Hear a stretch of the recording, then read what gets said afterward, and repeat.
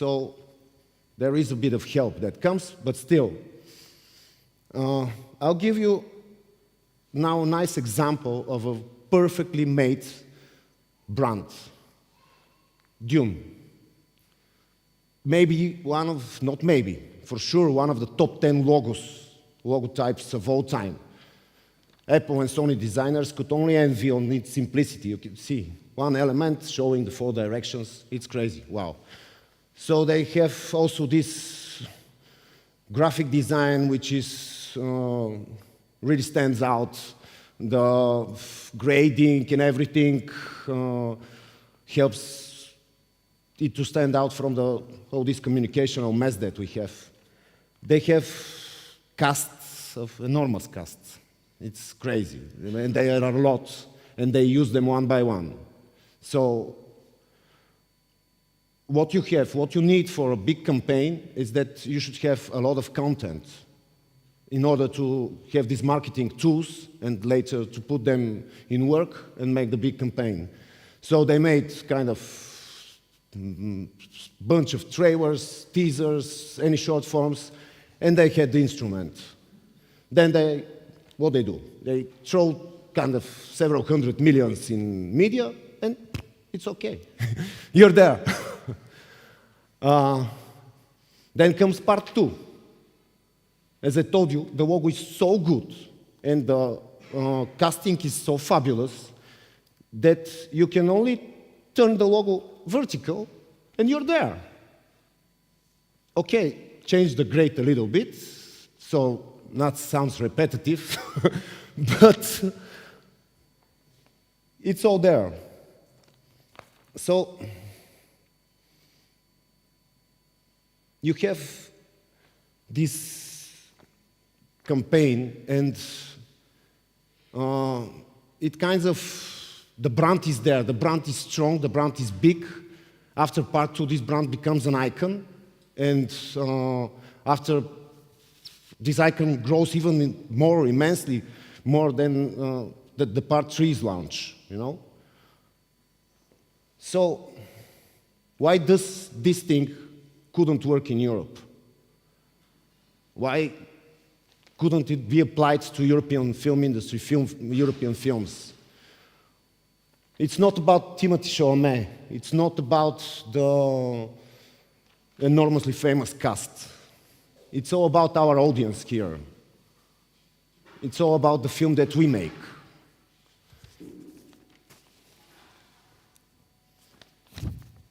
What if you have an art house director like von Trier and a sophisticated movie as Nymphomaniac? How do you sell this to the audience? Oops. So then you should be incredibly bold in terms of visual identity, as I told you. But most of all, you should have more layers. You should have more layers in deep in order to catch this sophisticated audience.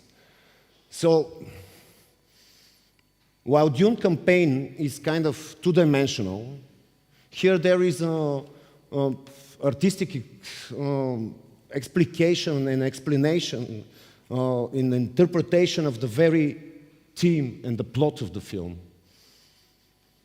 And as you see, also the iconic identity is still here. It is for sure a must. The big series, long series of key visuals, it's a must. But they have something more.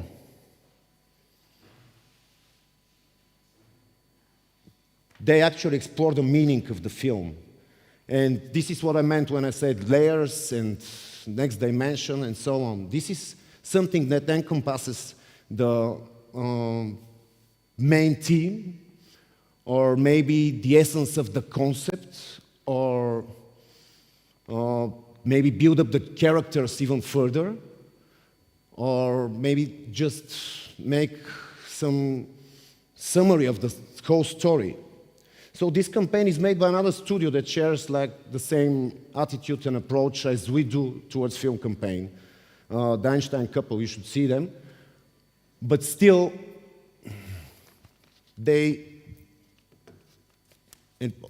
not they. I think that we need more layers. We need more layers in order to make a great campaign. So, good films actually never end in the cinema hall. They provoke a conversation, and this conversation is the big thing that every filmmaker is aiming for. Yeah? So, Andrew Stanton, he's a 2 times winning Oscar-winning playwright. He has a saying: never give the audience 4, rather give them 2 plus 2. And what does that mean? That means that you should leave a space to the audience, a space for them to connect the dots on their own and to come with their own conclusions after the film has ended. And what is the best thing that I think that campaign could do is that it should bring another one, plus 1 to this equation. And what is this 5th element, this 5th magical element that actually, what does it do? This is the key that unlocks the viewer's imagination, for sure. But most of all, this is the thing that prepares him and prepares them, the audience, and gives them the right attitude and the right proposition and the thing that they care and bring with them when they enter the black hole, you know? Like if a film is a plant, the communication and the advertising and the campaign should work as nurturing and preparing the soil for that plant to grow. And the best thing is if this communication could work in order to make a post-dialogue out of the cinema hall. Let me show you something now and explain a little bit how this exactly works. This film is The Other, Dyad, and it tells the story of a 15-year-old teenager who lives in a small Bulgarian town, corrupted by misery, despair, and broken values. She lives without a mother, with her drunken father. Her life is a total mess of violence, problems at school, prostitution, unwanted pregnancy, and more and more and more. But she has a dream. She wants to reconnect with her mother in US and go study their art. She's an artist. She wants to be an artist. And she struggles to find money for this cheap ticket to New York. She does blowjobs at the school's backyard and even becomes a pimp, and all this while struggling with these massive problems at school and at home. So after I watched the film, I faced several big difficulties. How to show this black world of Dida and at the same time depict her marvelous dream. The next big thing was that the film had many secondary characters, but none of them famous enough to carry a campaign.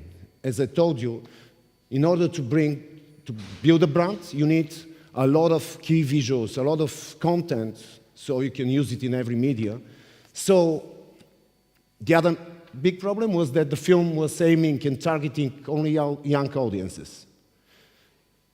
So I came with the idea to portray, to illustrate every character, but the way that Dida perceives them, the way that teenager perceives them, perceives the world. And to the imagination of the teenager, to the imagination of the artist.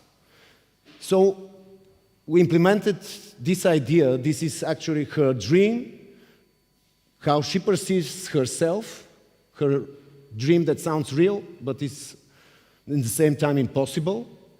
And I implemented this on every character. Her father, who got caught while driving the train, drunk as shit, and fired. Her maths teacher, who makes her life miserable. The corrupted doctor, who makes illegal abortions. Or the school trainee, who might have made her pregnant. And so on, and so on, and so on. So we have this campaign at the end, and this collection of key visuals with very unique visual identity.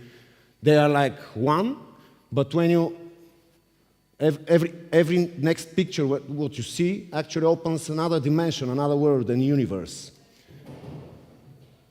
So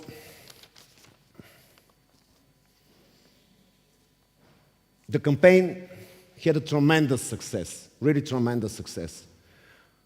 An art house film ends up with Dida killing her best friend, became #2 Bulgarian box office film for the year. It made for Bulgaria, it's maybe 70,000, near to 70,000 people, which is really great success. Actually, people reconnected with the visuals later and after the film is finished, and gave comments about them, and there was a conversation, which for me is the best thing that a campaign can do. So, the next, in my case, is a film called German Lessons, where Julian Vergov, one of the biggest stars in Bulgaria, is playing an outsider who is going in Germany in search for a better life, and before he leaves Bulgaria, he is desperately trying to stitch all the ruptured connections with his close ones, with his parents, with his ex-wife, with his children, with his friends. And so we have a star cast here. All of them are real stars in Bulgaria, but none of the parts are important and big enough in order to make a campaign over them and to use them. So nevertheless, we converted every single small part into a brand ambassador. So we grasped this idea, which is actually lying in the film, and enhanced it in order to have this clear concept represented. Will he manage to reconnect with his close ones and regain his integrity? So, how actually, because I spoke about trailers, how does trailers connect with the other parts of the campaign, as with the key visuals and all our other implementations? So the trailers are different form. They are totally different from everything else that you can use in a campaign for film, because they tell the film. They are actually the film.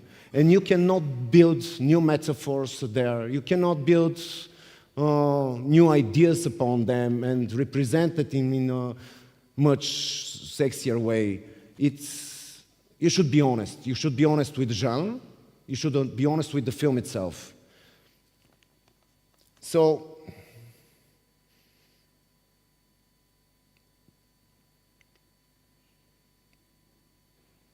you connect the trailer to one thing only, the visual identity of the campaign. And so this concerns logo, typography, and the overall graphic design. So be as bold as could be, since everything stays stitched together. I'll show you now how the trailer for this film works with the rest of the campaign. Lektion 2. Обещаваш се повече да не правиш такива глупости, нали? Обещавам, всичко ще бъде чест. Заминавам за Германия. Ти не знаеш немски. Кой те под кокороса? Там само тебе те чакат. Аз не мога ли, щом другите могат? Всичкото това ще го направил ти, не някой друг. Вие обадихте ли се в полицията? Не мога да дам препоръка на криминално проявен.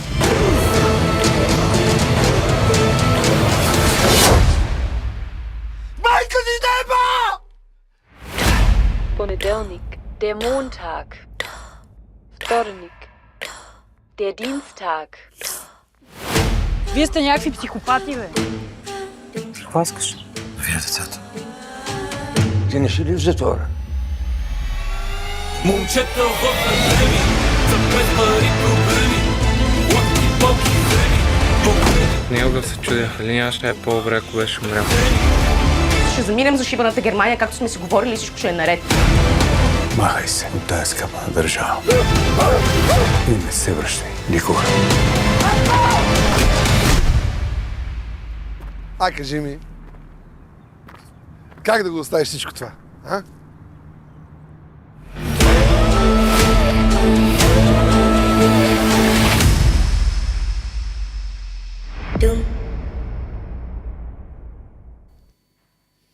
Lektion TV 1. spot. There is no sound. Аз не мога ли, щом другите могат? Не мога да дам препоръка на криминално проявен. Какво искаш? Вие децата. Момчета в емблеми, за без пари проблеми, лакти, болки, зрени, погледи, Какво ще трябва да правя, излиза грешно? грантомани, ятресени.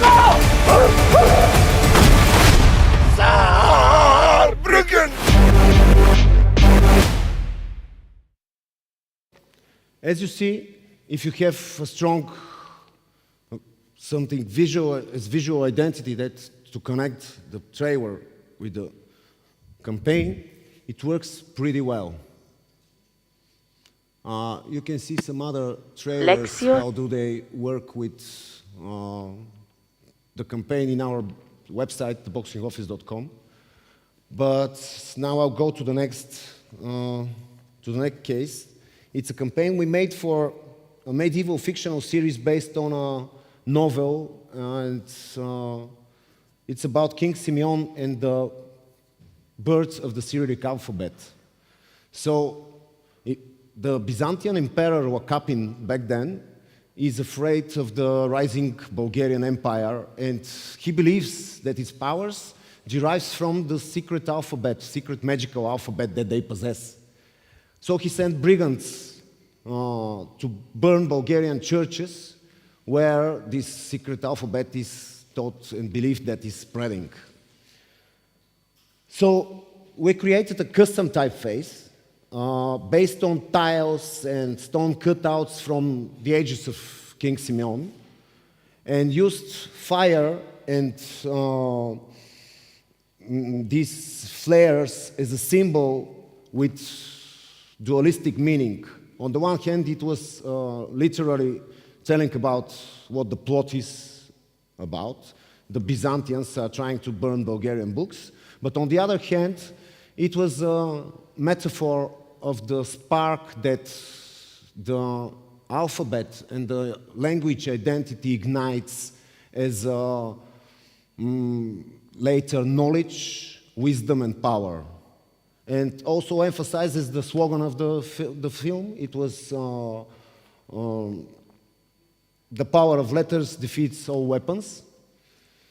So we used this burning typography and burning script as a kind of identity bedrock and built all the campaign on it. From the logo to the title animation.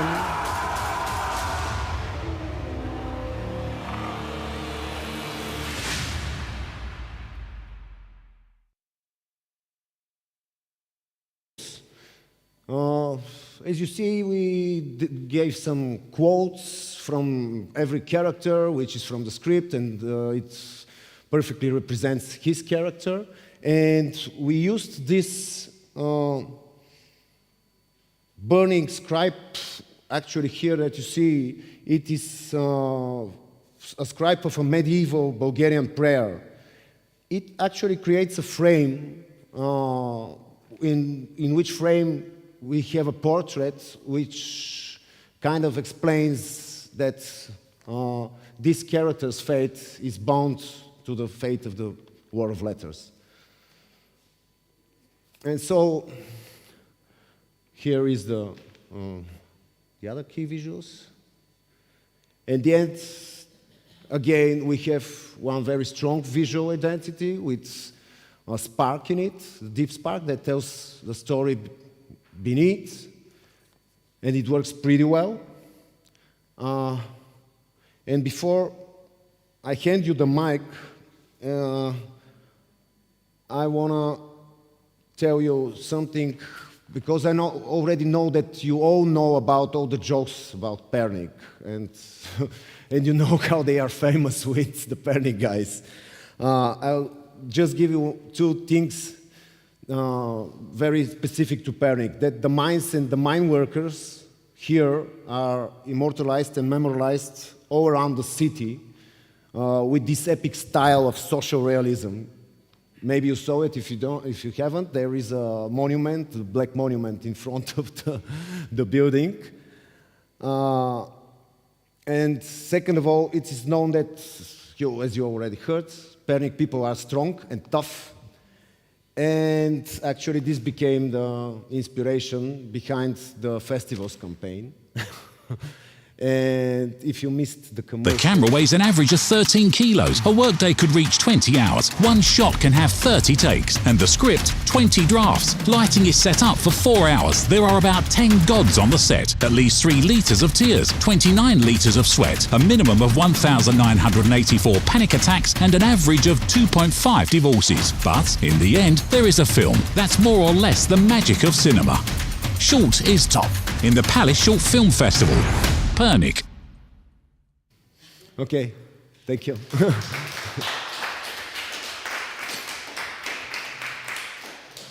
So if you don't have any questions now, we can talk later, or if anybody wants to ask something. Yeah?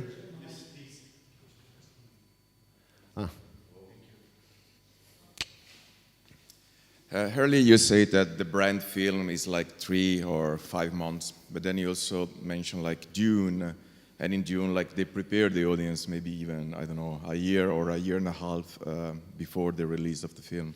Oh, yes. So what is your ideal time frame, especially for like an indie film, like a not big budget Hollywood film, of course? As I told you, for me, it is like a 5 to 6 month maximum. You don't have their budgets.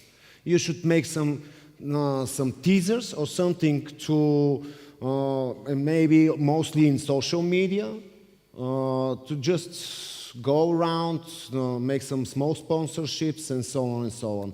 So, but the real campaign, you can, in Europe, we can't afford more than 3 months. 3 months is actually even bigger than most of the budgets that we have here. And the 3 months, you say, is like 1 month before the release and 2 months after the premiere, yes, something like that.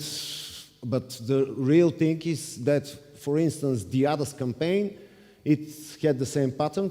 We had kind of 5 months of preparation. I made only one teaser vision for internet, and it was circulating. But then we had 1 month before the campaign and 1 month before the premiere and 1 month after the premiere. But it was massive campaign. For me, to be honest, for Bulgaria, for sure, I believe it's also elsewhere, but the most working media for films is outdoor because of the heavy communicational mess that is spreading all around, all the promotions, banks, bullshits, and when you put something good, something beautiful, the The audience grasps it really quickly and well. And they are thankful that it's there, it's not some bank. Yeah. Okay, thank you.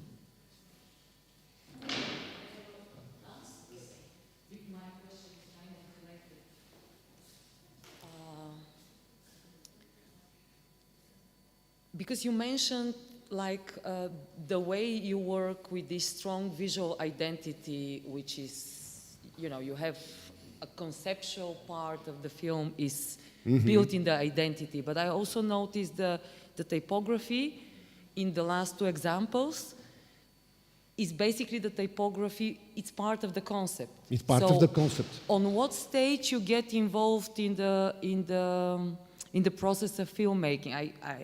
I suppose that you're involved. Yeah, sometimes the best thing is to be involved before the film, actually. So in order, you know, it's very hard to have another shooting day, because to make a photo session for, especially for a film campaign, it's another production day, to be honest. You need all the professionals. You need the wardrobe, you need the actors, you need the hairstyling, you need everything, and it is like one extra day. But if you have the concept before, you should make it while shooting the film, and which is the best for me. So the film team or the producer, they approach you, ideally for them is to approach you to be honest, I don't before have, the production. no, I don't have this case till now. We are always working after the film is done. Hopefully with the other and German Essence, the producers had several photographers on set, and there was plenty of work and material that to work with later. But what you see as a typography, as your question, is that the typography that we have in the campaign and the title of the film is different than the title of the film when you come into the hall. Ah, okay. Okay, so we make it only okay. for the campaign, so in order to integrate it and have one single piece. And that's also in the television series that you mentioned. The title. Yes, no, but the television series we made the title before, and okay. then for this we started working before. Okay. Even So though varies. that it was they had problems with budgets, their big co-producers stepped out of the production 1 week after they started shooting. There was a mess, but still, and at the end they haven't got enough money for communicating the series with outdoors and so on, but still the campaign worked. Thank you. Okay, I leave the mic. Thank you for this presentation. It was very eye-opening. You did great job on this, and it's really, you know your things well. Thanks. And could you please tell us a little bit more, because you mentioned, you explained how you do the, like the creative part of creating the campaign, but could you please explain a little bit about these 3 months, in short, like a summary, how once you create all these materials, who decides, or how do you place them in the media, or what's that? Actually, they are a tool. They are an instrument for marketing. Later, you have the media planning, you have the budget, because you can work with this tool and you can only use it in social media, and it won't work the way if you use it in social media, in outdoor, in metro media, for instance, in city lights, everything, if you put it everywhere. And all these visuals, because they are kind of series that builds the campaign. When you see one, the next, and the campaign builds bigger, the interest grows in you. This preparation, as I told you, which is crucial for me, for that you prepare the audience and their attitude before entering the film. So it is a tool. It's not a recipe for media planning later. It depends on your budget, actually. Okay. But you have the tool. And this is the most important thing when you do advertising in social media. There, the most important part is the content. You know, if the content is good, it runs on its own. Yeah, yeah. And one more question. Thank you. Do you like? Do you place all the content like you place one by one or all together? And when is the? How about, let's say, teaser and trailer compared with the static images? You know, like do you like? Have some start with trailer or you know? No, there is no recipe for this. If you have an outdoor campaign, you put everything on outdoor simultaneously for sure, and you're changing in terms of periods, outdoor periods. But for social media, you put them one by one. So it's difficult because if you use this some kind of star cast, vocal star cast, as it was in German lessons, you give them also the visuals, so they represent the film in their fan pages and fan bases, you know, which is very important to make them be part, but to really be brand ambassadors. And if they have some visual that is made for them and they are a central part, even that in their part in the film is not that big, it's good for them. Yeah.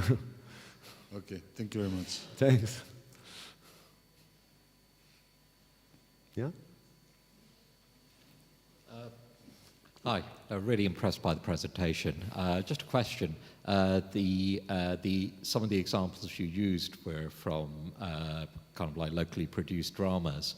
And I was just curious to know kind of like, is there kind of like certain issues when you're marketing a drama compared to marketing a film that is of an identifiable genre, like a horror or a science fiction film? Or kind of like, are the same strategies you outlined here, are they equally applicable to all of those, to all films, no matter what their genre is? Yeah, this is a good question. Actually, to be honest, in Bulgaria, because till now we did only Bulgarian campaigns and we did only dramas. We don't have many films, many genre films, but be sure that genre film is much easier to communicate, much more easier. Here you should twist and find the way, because drama films are, most of the time, they are more sophisticated, they have more sophisticated concepts. And you should go for this concept. But when you have a horror, you should come with something crazy. There is no layers in the horror. There are no layers in the horror film at all. So, there might be, but most of the time they are. It's a little bit more shallow. Yeah.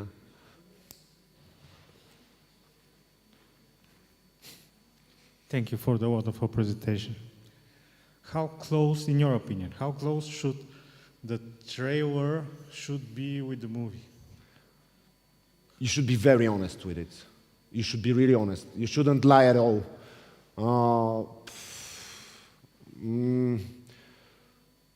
You should make it as appealing as it should be, as it could be, ever be, and sexy and bold and wow, but you should don't tell lies. Maybe when you make it in this particular, like German lessons, the film is not so much action for sure. It is less, it's a little bit easy film, prolonged, but so there is this tension in the character that is represented in the trailer. The film doesn't apply, it's not an action, but it is an action inside him, so it is kind of honest in these terms. I will connect with the question, have you been worried that you will overhype a film that will not deliver after? No. As I told you, the most important thing is that you want the films to be seen. And my job is to overhype it. It is for sure. It should be overhyped. No matter, you should be, again, even in the key visuals, even at I told you, the other key visuals, you see her black world is there. You can see it through the transparency, but you first see the hope that she has, her dream. That's why we decided to go through the dream, and this is the thing that caught the audience. You see that there is something wrong in it, but there is hope. So yes, we overhyped it for sure, but it worked, and it worked good. Yeah.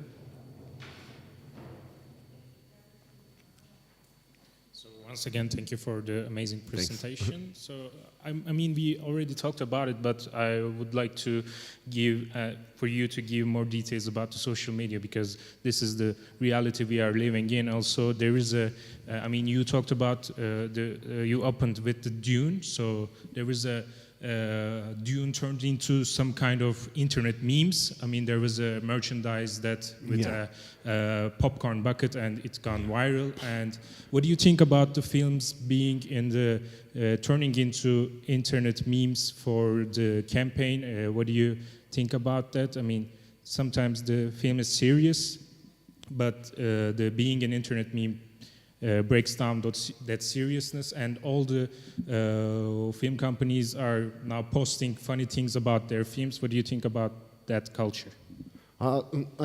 Sorry, just to be sure that I got your question, because I gave Dune as an intro, and my point there was that we can't afford to do such a campaign in Europe, and it's pointless. You can't do it for Trier, but you can do this what they did for Trier, and this campaign was really, really, really successful.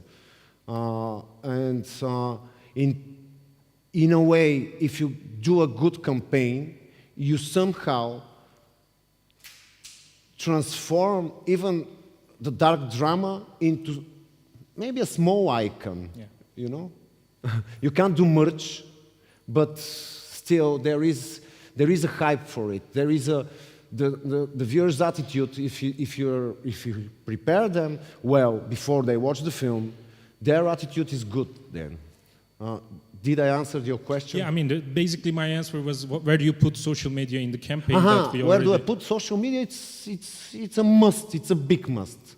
It's a big must nowadays. But for me, as I told you, the best thing that works the best is outdoor.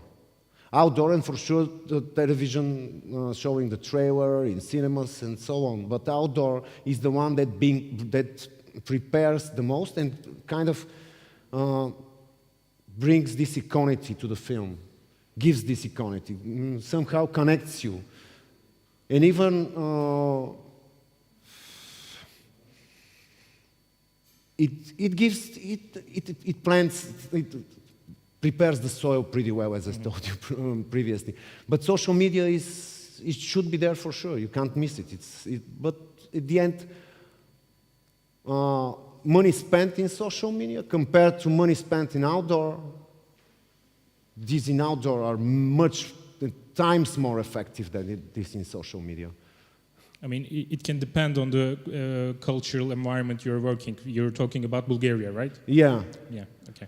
Yeah, but yes, for sure, because in Bulgaria we have kind of Sofia with our 2 million there, and it's 95% of the audience is in Sofia, you know. So you make a campaign in Sofia and you kind of cover all Bulgaria. I don't know how will work for Turkey. Yeah, it's totally different in Turkey. It's very different, yeah, because you should make this campaign in Istanbul, in Izmir, so money are growing enormously, I know. But thank you. Yeah.